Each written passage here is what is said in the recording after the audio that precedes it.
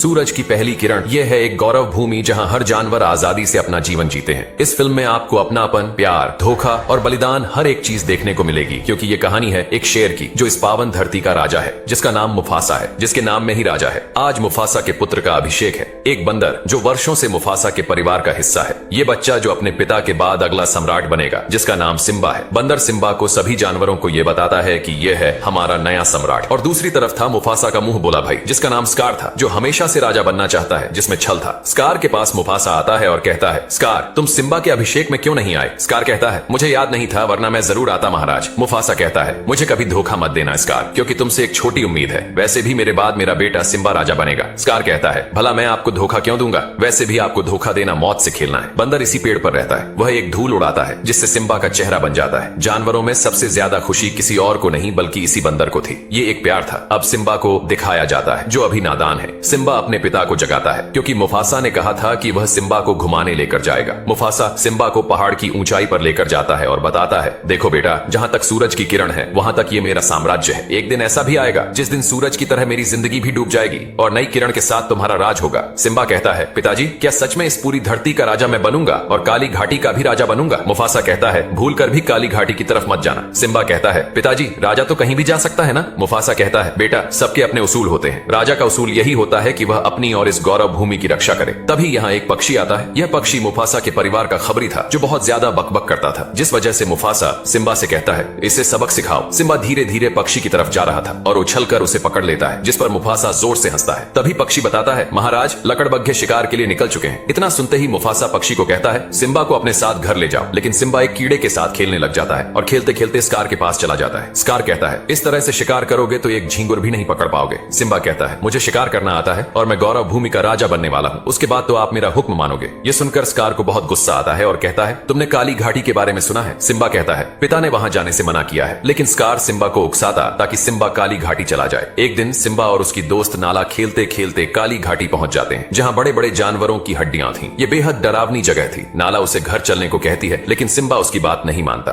दोनों घाटी के अंदर चले जाते हैं। तभी वहां बहुत सारे लकड़बग्घे आ जाते हैं, जो बहुत खूंखार थे। लकड़बग्घों की सरदार दोनों को खाने को कहती है और दोनों पर हमला कर देती है। दोनों यहाँ से भागने लगते हैं, लेकिन आगे चलकर लकड़बग्घे दोनों को घेर लेते हैं। सिम्बा अपनी दहाड़ से उनको डराता है, लेकिन अभी उसकी आवाज में वह दहाड़ नहीं थी, जिस पर लकड़बग्घे जोर जोर से हंसने लगते हैं। लेकिन सिम्बा इस बार गहरी दहाड़ निकालता है। सभी लकड़बग्घे घबरा जाते हैं, क्योंकि वह आवाज मुफासा की थी। मुफासा वहां पहुंच गया था। वह सभी लकड़बग्घों को नोच नोच कर फेंक देता है। किसी में इतनी हिम्मत नहीं थी कि मुफासा का मुकाबला कर सके। मुफासा कहता है, तुम्हारी इतनी हिम्मत कि तुम मेरे बेटे पर नजर डालो। लकड़बग्घे मुफासा से माफी मांगते हैं। मुफासा दोनों को वहां से लेकर चला जाता है। यही कारण है कि शेर को ही जंगल का राजा कहा जाता है। उसकी गरज और चाल में एक अलग ही रुतबा होता है। मुफासा सिम्बा को समझाता है, बेटा मेरे मना करने के बाद भी तुम काली घाटी चले गए। जानता है मेरी तो जान ही निकल गई थी। तुम्हें कुछ हो जाता तो मैं क्या करता? सिम्बा कहता है, पिताजी मैं दिखाना चाहता था कि मैं डरपोक नहीं हूँ। मुफासा कहता है, जब तुम बड़े हो जाओगे तो बहादुरी दिखाने के बहुत मौके मिलेंगे। अब स्कार को दिखाया जाता है, जो लकड़बग्घों के पास दोस्ती करने आया था और सभी से कहता है, तुम लोग उन दोनों का शिकार नहीं कर पाए, लानत है।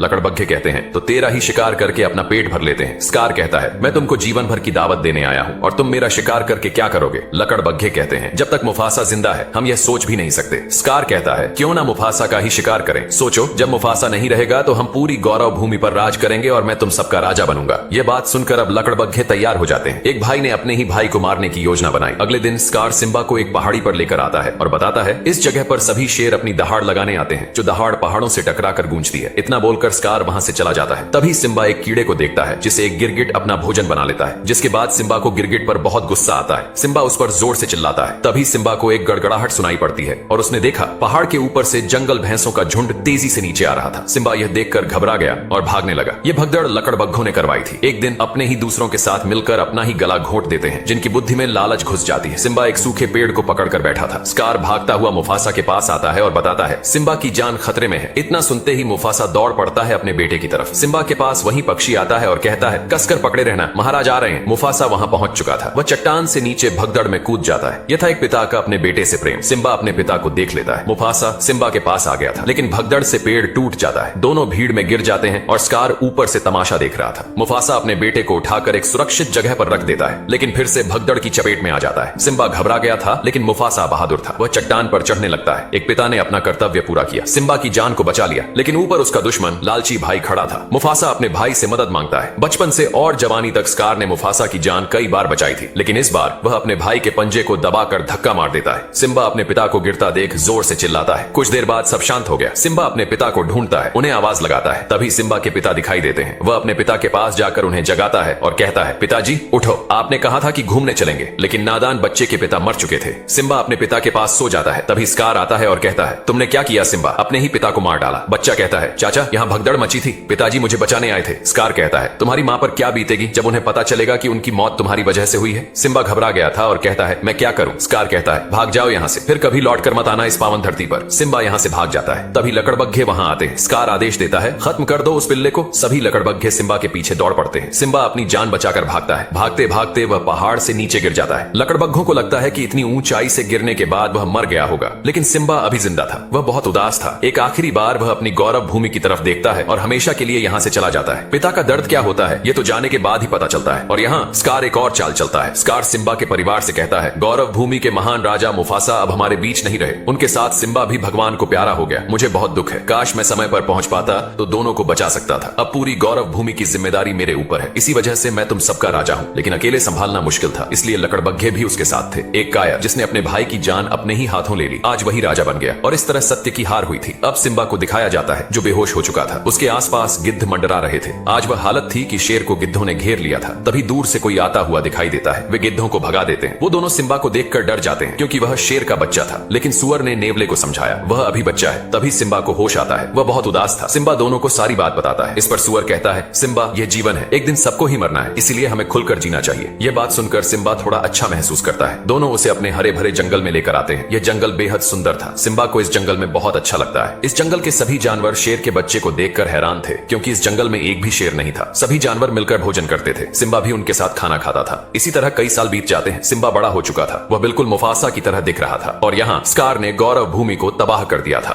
लकड़बग्घों के साथ मिलकर जानवरों का शिकार कर रहा था। सिम्बा का परिवार डर कर जी रहा था, क्योंकि स्कार ने अपना दबदबा बना रखा था। नाला बड़ी हो चुकी थी। वह कहती है, हमें कुछ करना होगा, स्कार हद से ज्यादा शिकार कर रहा है। तभी एक लकड़बग्घा आता है और सराबी को कहता है, तुम्हें महाराज बुला रहे हैं। सराबी मुफासा की पत्नी थी। स्कार कहता है, अब किसका इंतजार कर रही हो, तुम्हारा गीदड़ पति तो मर चुका है, कब तक अकेले जीवन बिताओगी। सराबी कहती है, वह गीदड़ नहीं थे, बल्कि तुम गीदड़ हो। यह सुनकर स्कार को गुस्सा आता है। वह कहता है, आज के बाद ताजा शिकार लकड़बग्घे खाएंगे और जो बचेगा वह तुम और तुम्हारा परिवार खाएंगे। सभी लकड़बग्घे भोजन पर टूट पड़ते हैं। उसी रात नाला भोजन की तलाश में वहां से निकल पड़ती है। और उधर सिम्बा अब पूरी तरह से बदल चुका था। उसे अपने परिवार की याद तक नहीं आ रही थी। वह बस जंगल के जानवरों के साथ मस्ती करता था। सिम्बा के कोई सपने नहीं थे, लेकिन रात के समय सिम्बा को अपने पिता की याद आती थी। वह बहुत उदास हो जाता था। सिम्बा अपना सिर झटकता है, जिससे उसका बाल उड़कर एक नदी में गिर जाता है। उस बाल को एक चिड़िया उठाकर अपने घोंसले में ले जाती है, लेकिन दूसरी चिड़िया उस बाल को घोंसले से बाहर फेंक देती है, क्योंकि वह जानती थी कि यह जानवर का बाल है। वह बाल एक बबूल के पेड़ पर अटक जाता है। वहीं एक जिराफ बबूल के पत्तों के साथ सिम्बा के बाल को भी खा लेता है। अगले दिन जिराफ के मल को एक कीड़ा लेकर जा रहा था। जिराफ का मल लुढ़क कर टूट जाता है, जिसमें से सिम्बा का बाल बाहर निकल आता है। उस बाल को एक चींटी उठा लेती है और वहीं वह बंदर उस बाल को देख लेता है। उसने पहचान लिया था कि यह सिम्बा का बाल है। इस वजह से बंदर बहुत खुश होता है। उसे फिर से एक नई उम्मीद मिल चुकी थी। यहाँ जंगल में सभी जानवर झूमते हुए गाना गा रहे थे। तभी अचानक एक शेर उन पर हमला कर देता है। सभी जानवर अपनी जान बचाकर भागते हैं। सुअर की जान खतरे में थी, वह शिकार होने ही वाला था। तभी सिम्बा लपक कर उस शेर को दबोच लेता है। दोनों लड़ने लगते हैं। तभी सिम्बा उसे नाला कहकर पुकारता है। नाला भी सिम्बा को पहचान जाती है। दोनों वर्षों बाद मिलकर बहुत खुश होते हैं। नाला शिकार के लिए इस जंगल में आई थी। सिम्बा कहता है, नाला अब हम दोनों पूरी जिंदगी एक साथ बिताएंगे। लेकिन नाला कहती है, सिम्बा मुझे जाना होगा, स्कार ने पूरी गौरव भूमि बर्बाद कर दी है, तुम्हें भी चलना होगा, तुम हमारे राजा हो। सिम्बा कहता है, अब से यही मेरा घर है, चलो मैं तुम्हें जंगल की सैर कराता हूँ, यहाँ बहुत सुकून है। सिम्बा नाला को पूरा जंगल घुमाता है। नाला को यह जंगल बहुत प्यारा लगता है, जिसमें सचमुच एक सुकून था। जंगल घूमने के बाद नाला कहती है, सिम्बा तुम जिंदा थे तो घर क्यों नहीं आए, तुम्हें हमारी याद नहीं आई। सिम्बा कहता है, मुझे किसी की याद नहीं आती, यही मेरा घर है, वैसे भी अब तुम्हारा राजा स्कार है। यह सुनकर नाला को बहुत बुरा लगता है। नाला कहती है, तुम अपने पिता का खून हो ही नहीं सकते, तुम तो एक कायर हो। इतना कहकर नाला वहां से चली जाती है। सिम्बा उदास होकर घूम रहा था। तभी सिम्बा को वही बंदर दिखाई देता है, लेकिन सिम्बा बंदर को नहीं पहचानता था। इस वजह से नजरअंदाज करके जाने लगता है। बंदर सिम्बा के सामने आ जाता है और कहता है, पहचानो खुद को। लेकिन सिम्बा जाने लगता है। तभी बंदर कहता है, मुफासा के बेटे को मैंने गोद में खिलाया है। ये सुनकर सिम्बा रुक जाता है और कहता है, तुम मेरे पिता को कैसे जानते थे। बंदर कहता है, मुफासा को मैं बचपन से जानता हूँ, तुम्हारे पिता जिंदा है। सिम्बा बंदर के पीछे भागने लगता है, यह जानने के लिए कि उसके पिता जिंदा हैं या नहीं। बंदर सिम्बा को पानी में देखने को कहता है। सिम्बा पानी में अपने चेहरे में अपने पिता मुफासा का चेहरा देखता है। तभी आसमान से एक आवाज आती है। यह मुफासा की आवाज थी। वह कहते हैं, राजा का काम अपनी प्रजा और गौरव भूमि की रक्षा करना होता है, न कि कायर की तरह छुपकर जीना। इतना सुनते ही सिम्बा में एक जुनून आता है। वह निकल निकल पड़ता है अपनी गौरव भूमि को बचाने। सिम्बा एक ऊंची दहाड़ लगाता है और निकल पड़ता है अपनी मंजिल की ओर। सिम्बा एक ही पल में एक फौलाद बन चुका था। उसके दोस्त उसे जाते हुए देख रहे थे। हर किसी के अंदर एक शेर होता है। जब वह जाग जाता है तो वह शख्स कुछ भी कर सकता है। रास्ते में उसे नाला मिलती है, दोनों निकल पड़ते हैं। लेकिन जब सिम्बा अपनी गौरव भूमि देखता है तो हैरान हो जाता है। पूरी गौरव भूमि तबाह हो चुकी थी। नाला कहती है, अब क्या करोगे? सिम्बा कहता है, वही करूंगा जो एक राजा करता है, अपनी भूमि की रक्षा करूंगा और अपने पिता का सपना पूरा करूंगा। सिम्बा के दोनों दोस्त भी यहाँ आ चुके थे। सिम्बा दोनों को वहां से वापस जाने को कहता है, लेकिन सुअर कहता है, हम भी इस लड़ाई में तुम्हारे साथ लड़ेंगे। तभी सिम्बा ने देखा कि सामने लकड़बग्घे बैठे थे। सिम्बा अपने दोस्तों से उनका ध्यान भटकाने को कहता है। नेवला उनका ध्यान भटकाता है, जिससे लकड़बग्घे दोनों के पीछे पड़ जाते हैं। सिम्बा और नाला दूसरे रास्ते से निकल पड़ते हैं और बंदर भी अपना वह हथियार उठाता है जिसे उसने वर्षों पहले मुफासा के मरने के बाद छोड़ दिया था। बंदर भी लड़ाई में सिम्बा के साथ था और स्कार सराबी पर अपनी मनमानी कर रहा था। वह कह रहा था, तुम मेरी रानी बन जाओ, इतना घमंड ठीक नहीं है, मर चुका है वह डरपोक। सराबी कहती है, वह डरपोक नहीं थे, डरपोक तो तुम हो, तुम्हारे अंदर कोई काबिलियत नहीं है। इतना सुनते ही स्कार सराबी से लड़ने लगता है। जिसकी नियत ही गंदी हो वह राजा क्या बनेगा। तभी दहाड़ते हुए सिम्बा आता है। यह देखकर स्कार डर जाता है। उसे लगता है कि वह मुफासा है। सिम्बा कहता है, दूर हटो मेरी मां से। सराबी वर्षों बाद अपने बेटे को देखकर बहुत खुश होती है। सिम्बा आज अपने पिता का कर्तव्य पूरा करने आया था। स्कार कहता है, मुझे खुशी हुई तुम्हें देखकर। सिम्बा कहता है, कोई एक वजह बताओ कि तुम्हें मैं जिंदा छोड़ दूं। स्कार कहता है, भूलो मत कि मैं तुम सबका राजा हूं। तभी नाला कहती है, अब से हमारा राजा सिम्बा है, इसके लिए भले ही हमें युद्ध क्यों न करना पड़े। सिम्बा का पूरा परिवार युद्ध के लिए तैयार था। स्कार कहता है, तुम भूल गए कि तुमने अपने पिता की जान ली थी। बताओ अपने परिवार वालों को कि तुम्हारी वजह से हमारे महाराज आज हमारे बीच नहीं रहे। सिम्बा इस बात को कबूल कर लेता है। स्कार को एक मौका मिल जाता है। वह कहता है, जो अपने सगे बाप का न हुआ वह क्या राजा बनेगा। स्कार सिम्बा पर दबाव डालते हुए उसे पीछे की ओर ले जाने लगता है। स्कार कहता है, झुकाओ अपना सिर। तभी सिम्बा का पैर फिसल जाता है। सिम्बा चट्टान पर लटक जाता है। एक जोर की बिजली गिरती है जिससे आग लग जाती है। आज एक पापी का अंत तय था। स्कार कहता है, यही नजारा मैंने पहले भी देखा था। मुफासा ने मरने से पहले ऐसे ही देखा था। स्कार उछलकर उसके पंजों को दबा लेता है और कहता है, एक राज की बात बताऊं, मारा तेरे बाप को मैंने ही। इतना सुनकर सिम्बा अपने पिता को याद करने लगता है। फिर अपने जबड़े से स्कार के बाल पकड़कर ऊपर आ जाता है और कहता है, इसी ने मेरे पिता को मारा है। तुम कैसे भाई हो जिसने अपने ही भाई की जान ले ली। स्कार कहता है, यह बिल्कुल झूठ है, मैंने नहीं मारा।